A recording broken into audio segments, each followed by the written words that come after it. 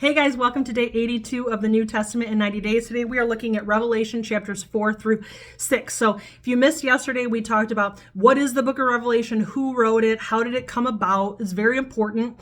And then we looked at the first three chapters where Jesus essentially tells John to write 7 letters to 7 churches.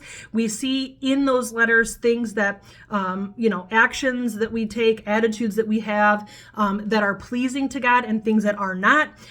And so definitely, if you missed that, you want to go check that out. Chapters 4 and 5 now start with a massive heavenly worship service. And so it says that there are these 4 kind of weird creatures, 24 elders, millions of angels, every creature on heaven and on earth. They're all praising God, laying down their crowns, and falling at the feet of Jesus. It's a pretty incredible. If you have never read Revelations 4 through 5, go see how what the response will be to Jesus. It doesn't matter any type of accolades or pride we have in ourselves here on the earth. Nothing that we could accomplish, no status we could ever have will hold a candle to Jesus, the King of Kings, which is, it's just so cool.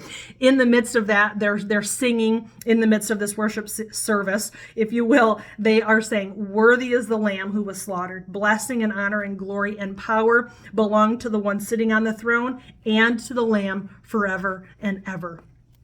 Okay, then Jesus comes forward as the only one who can open this scroll. He's the only one that has been found worthy to open the scroll. So on it are 7 seals, and in chapter 6, he opens 6 of the 7 seals. And so I'll just kind of briefly, tell you what happens when he breaks each one of these 6 scrolls. So as he breaks the first one, a white horse shows up. Its rider is given a bow and a crown, and he rides out to win battles and gain victory. Then, with the breaking of the second seal, a red horse shows up. Its rider is given a mighty sword and the authority to take away peace from the earth. The third seal, a black horse shows up. Its rider was holding a pair of scales. And I thought maybe that represented justice, but I read a study note that said it could be about like economic imbalance, which we see a lot of that. So I'm not 100% sure, but that's what it says.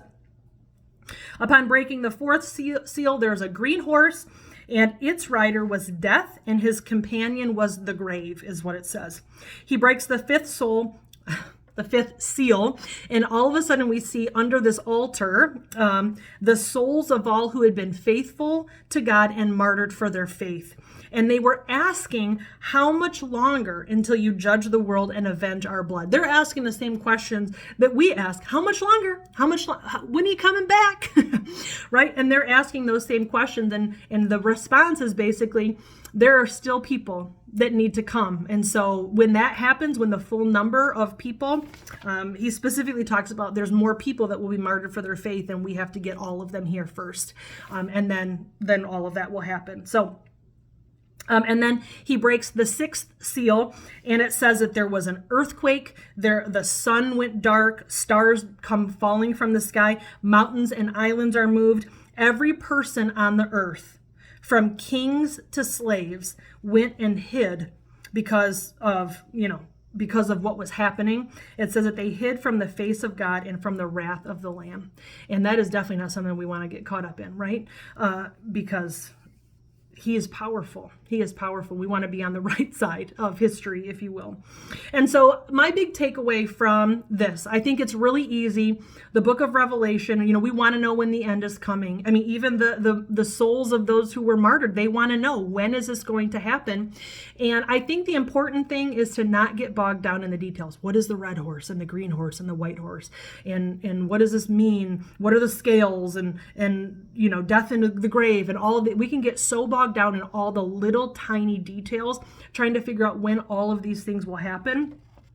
And the thing that I want all of us, the thing that I need to take away, and I think that we all need to take away that's bigger than any of these details, is Jesus is in control. And whenever the end comes, whether it's today or in a million years, we want to be on his side. That's where we want to find ourselves, because being on the other side is terrifying. That's basically what we learn here. So anyway, so that's basically Revelation 4-6.